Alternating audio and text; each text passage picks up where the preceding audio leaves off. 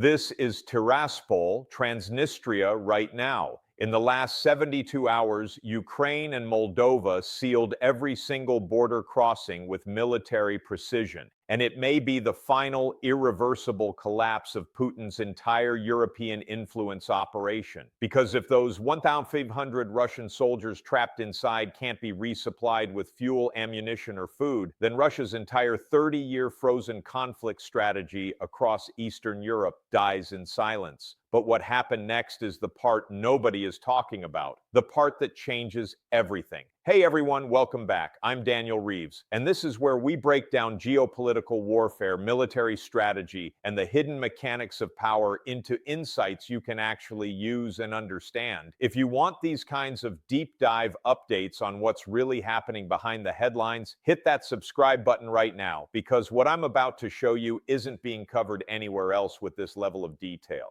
Today, I'm analyzing how Ukraine and Moldova just executed a flawless military siege without firing a single bullet, trapping 1,500 Russian soldiers in what military analysts are calling the quietest but most deadly isolation operation in modern warfare. And why it matters, because this doesn't just end Putin's leverage over Eastern Europe. It exposes Russia's catastrophic logistical collapse, accelerates Moldova's potential path to NATO membership, and sends a message to every Russian-backed separatist region from the Caucasus to Central Asia that Moscow can no longer protect them. By the end of this video, you'll understand three critical things: how a perfectly coordinated blockade turned Russia's so-called peacekeeping garrison into hostages with no escape route, why this single operation destroys Moscow's entire playbook of using frozen conflicts as political leverage, what happens next, and why Putin literally has zero cards left to play in this situation. And trust me, once you see the full picture, you'll realize this is one of the most brilliantly executed strategic moves of the entire post-2022 era. Here's the clean timeline of exactly what went down. At midnight on January 1st, 2026, Ukraine activated a full border lockdown, sealing its entire 450-kilometer border with Transnistria, using what they describe as impassable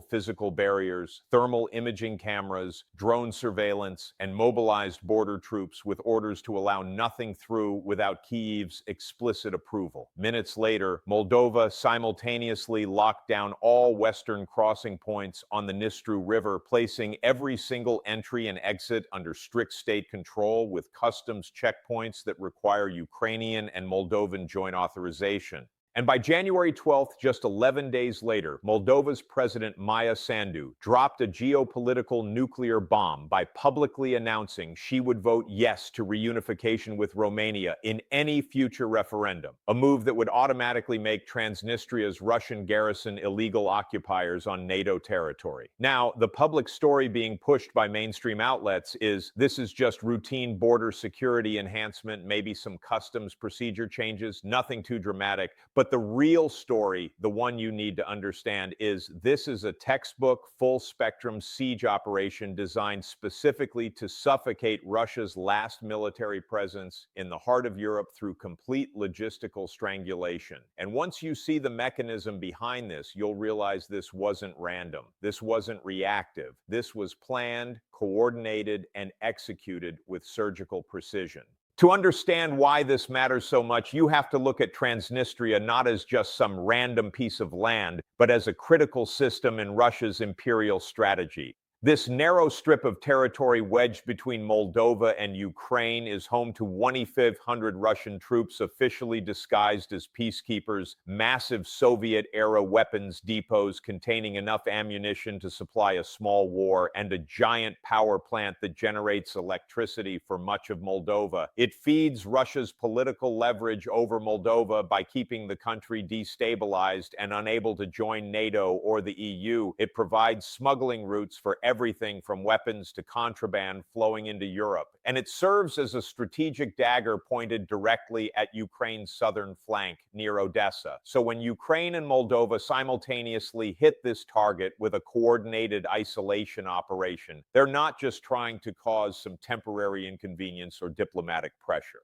They're trying to completely erase Putin's last remaining imperial foothold in the EU's backyard, neutralize a decades-old threat, and demonstrate to the world that Russia can no longer protect its proxies. This is about cutting off the head of a snake that's been poisoning European security for 30 years. Here's the brilliant part, the twist that makes this operation so devastating. Ukraine and Moldova didn't announce this publicly beforehand. They didn't give warnings. They didn't negotiate. They started with months of quiet diplomatic coordination between Kyiv and Chisinau, legal groundwork to justify the border closure under national security laws, intelligence sharing to map out every smuggling route and supply line, and strategic repositioning of troops along the border without raising alarms. Inside Russian military command in Tiraspol, when this blockade suddenly activated, it created an absolutely brutal choice with no good options. Ignore the blockade and lose the entire garrison to slow starvation and operational collapse, or spend massive political capital and military resources trying to break through a siege they physically cannot reach. And here's what always happens in these situations. Panic wins, desperation wins. Cost metaphor, it's like using a brand new Ferrari worth $500,000 to chase down a bicycle. Except when you get to the road, you realize someone already destroyed every bridge, mined every path, and there's literally no route to reach your target. You've already committed to the chase, but the game was over before you even started. Now, this is where the operation gets truly interesting, where you see the layers of strategic thinking. While Russia was completely bogged down fighting in eastern Ukraine, burning through ammunition, losing tanks, and watching its military reputation crumble, Moldova and Ukraine were quietly, methodically coordinating a full isolation protocol that Russia never saw coming. What changed everything, what made this blockade permanent and irreversible, was three simultaneous strategic moves executed in perfect coordination. First, Ukraine's border closure physically cut off every single land route from Russia to Transnistria. There is no way for Russian trucks, no way for supply convoys, no way for reinforcements to reach those soldiers. The Ukrainian army controls every kilometer of territory between Russia and Transnistria, and they've fortified it into an absolute fortress. Second, Moldova's customs lockdown ended decades of smuggling and gray trade overnight. All those unofficial supply lines, the black market fuel, the smuggled food and medicine that kept Transnistria's economy alive, gone, wiped out. Every product crossing the border now requires official approval from governments that want this breakaway region to collapse. Third, Russia's own decision to cut off gas transit through Ukraine in early 2025 already collapsed Transnistria's energy security months before this blockade even started. The massive power plant that was supposed to give this region leverage, it's now struggling to operate. The heating systems that kept people loyal to Russia, cold, the industrial facilities, shut down, and here's the open loop, the part that makes this damage permanent.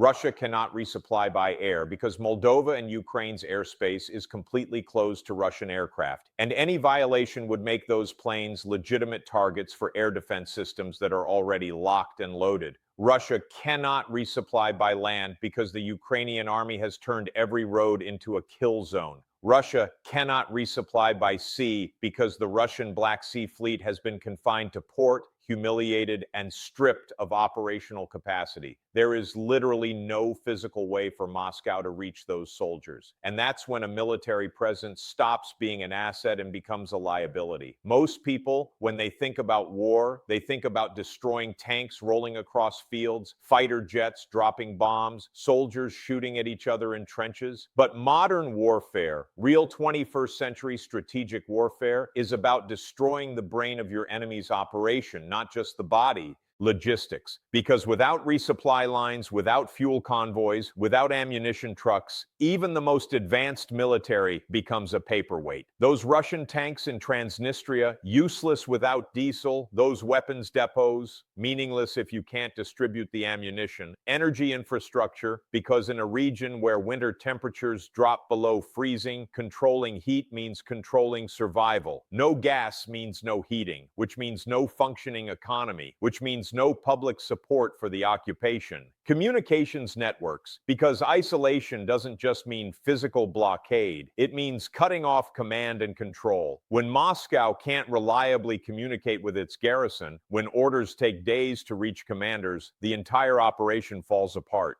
Financial systems, because even if you have soldiers on the ground, you need to pay them, feed them, house them. Sanctions plus blockade equals complete collapse of governance. The separatist administration can't collect taxes, can't pay salaries, can't maintain public order, morale, and psychological cohesion. Because the most terrifying scenario for any soldier anywhere in the world isn't fighting a superior enemy, it's being forgotten while surrounded by that enemy. It's knowing your own government doesn't have the capacity or the will to rescue you. So the goal of this operation wasn't to kill Russian soldiers, to bomb their positions, to engage in direct combat. The goal was to make them strategically irrelevant, operationally stranded, psychologically broken, and politically abandoned. And that's exactly what's happening right now. Those 1,500 soldiers are experiencing what military psychologists call abandonment syndrome, the creeping realization that Moscow has written them off. Now let's look at the ripple effects, because this operation doesn't just impact military barracks, it creates cascading consequences across every level of society.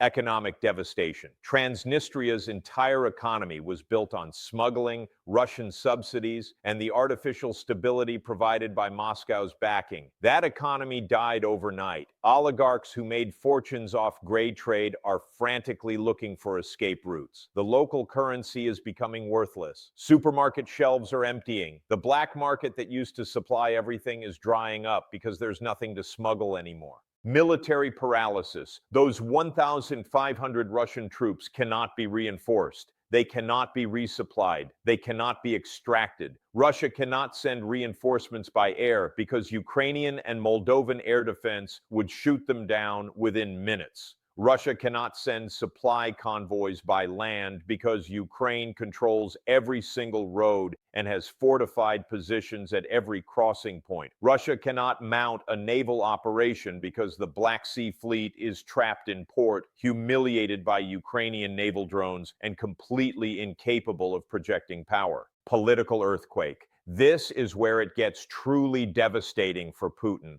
Moldova's President Maya Sandu didn't just respond to the crisis, she escalated it into an existential threat for Russia by publicly playing the reunification card. If Moldova holds a referendum and votes to reunify with Romania, which is a full NATO member, then by international law, Moldovan territory becomes Romanian territory, which means those 1,500 Russian soldiers instantly transform from peacekeepers into illegal occupiers on NATO soil. Do you understand the magnitude of that shift? Russia maintaining a military presence on NATO territory is one of the most serious violations of international law imaginable. It would give NATO legal grounds to invoke Article 5. It would give Romania the right to demand immediate withdrawal under threat of military force. It would turn Russia's garrison from a strategic asset into a geopolitical suicide mission. And here's the part people underestimate, the psychological dimension. Fear is a weapon more powerful than missiles. When Russian commanders in Tiraspol realize Moscow isn't coming to save them, when they start doing inventory checks and discovering their fuel will run out in weeks, when they hear their own government's silence in response to their desperate reports, behavior changes overnight. Discipline breaks down. Soldiers start asking why they're risking their lives for a mission their own country has abandoned. Officers start positioning themselves for survival rather than mission success. And on the civilian side, when the people of Transnistria, who were promised for years that Russia will protect us, Russia will provide for us, Russia will keep us safe, suddenly find themselves staring at cold radiators, empty stores, and a government that can't pay salaries, that propaganda bubble bursts violently. The artificial illusion of prosperity and security that Moscow spent decades constructing is collapsing in real time. Let's talk numbers, because when you do the math on this operation, the strategic brilliance becomes crystal clear. Ukraine's cost to execute this blockade, deploying border troops who were already on payroll, installing thermal cameras and surveillance systems that cost maybe a few $1 million, diplomatic coordination with Moldova that costs essentially nothing, total operational cost, maybe $50 million maximum, and that's a generous estimate. Russia's cost from this blockade, 2,500 soldiers completely stranded with no extraction plan, loss of 30 years of strategic leverage over Moldova that cost billions to build, complete humiliation on the world stage, showing Russia can't protect its own proxies, the unraveling of the entire frozen conflict strategy that Putin has used from Abkhazia to South Ossetia to Donbas, the geopolitical cost, absolutely incalculable, priceless in terms of strategic defeat. That cost ratio is essentially infinite to 1, spending almost nothing to inflict catastrophic strategic damage on your adversary. And that's how you checkmate an empire without firing a single shot. That's how you win a war, by making your enemy's position so untenable that fighting becomes pointless. This becomes a situation where Russia can't win by using strength, by flexing military muscle, by threatening escalation. They can only win by admitting complete defeat, withdrawing gracefully, and accepting the loss of their last European foothold, which Vladimir Putin's ego will absolutely never allow him to do. So instead, those soldiers sit there, trapped, waiting, running out of supplies, watching their mission crumble around them. So what happens next? Where does this situation go from here? There are two likely paths forward, and both of them end badly for Moscow. Scenario 1, stalemate and slow operational collapse. If Russia chooses to maintain the garrison without being able to resupply it, if Putin refuses to admit defeat and order withdrawal, then those 2,500 soldiers face an absolutely brutal winter ahead, with fuel running out, food supplies dwindling, medical supplies exhausted, and morale collapsing into potential mutiny. Military history is full of examples of what happens to isolated garrisons that lose hope. Discipline breaks down, soldiers desert, officers lose control, the unit ceases to function as a fighting force and becomes a humanitarian crisis. And the worst part for Russia? The whole world will be watching. Every day those soldiers remain trapped, every report of shortages and suffering, every leaked communication showing Moscow's abandonment, it reinforces the narrative that Russia cannot protect its allies, that Putin's promises are empty. Scenario 2, Moldova reunifies with Romania and Russia's garrison becomes illegal. If Moldova moves forward with a reunification referendum and the people vote yes to joining Romania, which recent polls suggest is increasingly popular, especially among younger Moldovans, then Russia's military presence instantly becomes an illegal occupation force on NATO member territory. This triggers a cascade of legal and political consequences. Romania, backed by NATO, could demand immediate withdrawal. The UN Security Council would be forced to address it, and even Russia's veto can't change the legal reality on the ground. International sanctions would intensify. Putin would face a choice between humiliating retreat or an insane escalation against NATO that Russia absolutely cannot afford. But either way, no matter which scenario plays out, one reality is now permanent and irreversible. Putin's frozen conflict strategy, the playbook he's used for decades to control former Soviet states, is dead. Russia's borders in Europe no longer extend to wherever Putin says they do. They now end exactly where Western resolve begins, and that resolve just demonstrated itself with surgical precision in Transnistria. No negotiations, no compromises, just a door slamming shut and Russia on the wrong side of it. So here's my question to you, and I genuinely want to hear your thoughts in the comments. Should Moldova move forward with reunification with Romania and bring NATO directly to the doorstep of Russia's frozen conflict zones? Is this the right strategic move, or does it risk dangerous escalation? And here's the second question, the human element. If you were one of those 1,500 Russian soldiers trapped in Transnistria right now, watching your supplies run low, hearing nothing but silence from Moscow, knowing the borders are sealed and nobody's coming to extract you, would you still trust Putin's government to protect you? Would you still believe the mission is worth it? Drop your thoughts below. I want to know what you think happens next. If you found this breakdown valuable, if you learned something about how modern geopolitical warfare actually works behind the headlines, then do me a favor. Hit that subscribe button, smash the like button, and share this video with anyone who wants to understand what's really happening in Eastern Europe right now. Because this story isn't over. This is just the beginning of a much larger shift in the balance of power. And I'll be here breaking it down every step of the way. I'll see you in the next one. Stay sharp.